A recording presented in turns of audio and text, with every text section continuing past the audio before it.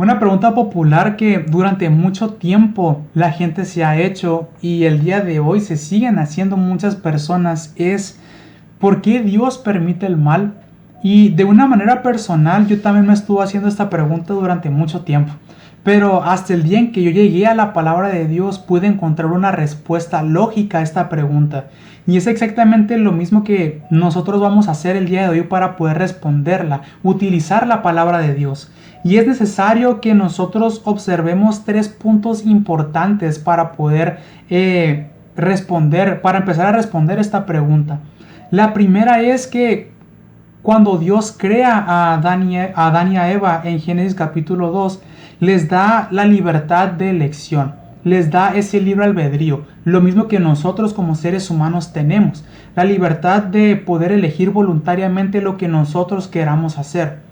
Y en este caso ellos tenían de dos sopas, como le decimos aquí en México. Obedecer a Dios y apegarse a la forma en la que Dios quería regir la tierra, a lo que Dios quería hacer en sus vidas, la manera en la que Dios quería gobernar, o desobedecerlo, seguir sus propias concupiscencias, sus propios deseos carnales, hablando de Adán y de Eva, y sacando a Dios completamente de sus vidas, sacando a Dios completamente de la ecuación y gobernarse a ellos mismos. Y eso es lo que nosotros podemos ver el día de hoy, estimado oyente. Y eso nos da entrada al punto número 2. Y eso es que Dios no obliga a nadie a obedecerlo. Si no, seríamos una legión de robots. Sabemos que nosotros no estamos programados para obedecer a Dios, sino que como mismos hijos de Dios, nosotros por amor decidimos obedecerlo, porque sabemos qué es lo que trae esa obediencia a Dios a nuestras vidas. Pero en el caso de Adán y Eva, ellos voluntariamente decidieron desobedecerlo. Pero lo que pasa es que ellos no tomaron en cuenta las consecuencias de esa decisión. ¿Y cuál iba a ser esa consecuencia? Que ellos iban a conocer lo que era el pecado y por ende la muerte iba a entrar al mundo. Y el tercer punto que nosotros tenemos que entender y justamente nos refuerza los puntos pasados para poder hablar de ello es que Dios no crea el mal. Dios no creó el mal, sino que justamente bajo las propias decisiones del ser humano decide hacer el mal. Bajo nuestras propias decisiones nosotros decidimos hacer lo malo. Y muchas veces ni siquiera tomamos en cuenta las consecuencias que esas decisiones van a traer. Y lamentablemente es lo que nosotros podemos ver el día de hoy en nuestra humanidad, que no tomamos en cuenta antes de decidir el hacer alguna cosa las consecuencias que eso va a traer. Y por ello podemos ver cómo nuestro mundo está corrompido, está ahogándose en el mal por las mismas decisiones que el ser humano ha tomado a lo largo de la historia. Y a esto también lo podemos llamar concupiscencias. En otras palabras, los deseos de la carne, los deseos que una misma persona por el mismo mal que tiene en su corazón toma. Y esto lo podemos observar en dos pasajes. El primero se encuentra en Gálatas capítulo 5, versículos del 19 al 21, que dicen de la siguiente manera, y manifiestas son las obras de la carne, que son adulterio, fornicación, inmundicia, lascivia, idolatría, hechicerías, enemistades, pleitos, celos, iras, contiendas, disensiones, herejías, envidias, homicidios, borracheras, orgías y cosas semejantes a estas, acerca de las cuales dice el apóstol Pablo: os amonesto, como ya os los he dicho antes, que los que practican tales cosas no heredarán el reino de Dios.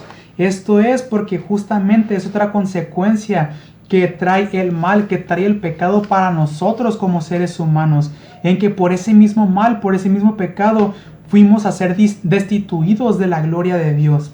Y el segundo pasaje se encuentra en Santiago capítulo 1, versículos del 13 al 15, que dice de la siguiente manera: cuando alguno es tentado, no diga que es tentado de parte de Dios, porque Dios no puede ser tentado por el mal, ni él tienta a nadie, sino que cada uno es tentado cuando de su propia concupiscencia, es decir, de su propio deseo carnal, es atraído y seducido.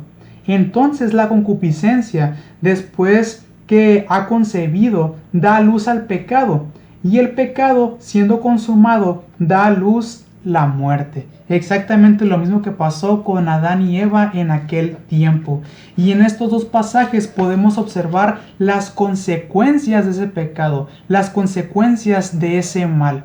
Y ahora, ya teniendo en resumidas cuentas estos tres puntos en estos dos pasajes también, que nos dan a entender que Dios no crea el mal, sino que bajo nuestras propias decisiones nosotros decidimos hacer el mal, ahora podemos preguntarnos y dar respuesta. ¿Por qué entonces Dios permite el mal? Ok, primero tenemos que ver lo siguiente. Nosotros, como seres humanos, hemos decidido gobernarnos a nosotros mismos. Es decir, sacar a Dios de nuestras vidas. Sacar a Dios completamente de la ecuación. Dejando a Dios completamente de lado. Entonces, lo que Dios busca hacer a través de ello es dejar pasar el tiempo. Para que de esa manera nosotros podamos observar que no podemos estar sin Él. No podemos estar sin Dios en nuestras vidas. ¿Por qué? Porque cuando más pasa el tiempo, más podemos ver en muchos lugares del mundo cómo el mal está prevaleciendo, cómo el mal sigue aumentando. Entonces, el día en que nosotros nos demos cuenta de ello y nos volvamos y nos rindamos a Dios, Él va a reparar todo el daño. Él va a reparar todo ese mal que ha azotado a la humanidad a lo largo de la historia.